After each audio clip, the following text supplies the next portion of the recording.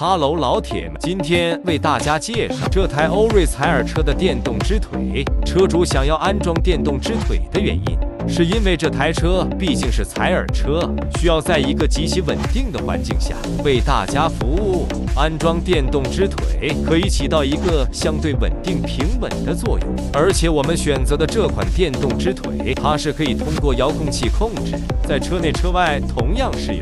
如果你也是 B 型房车，想要安装电动支腿的老铁，推荐你看看这一款。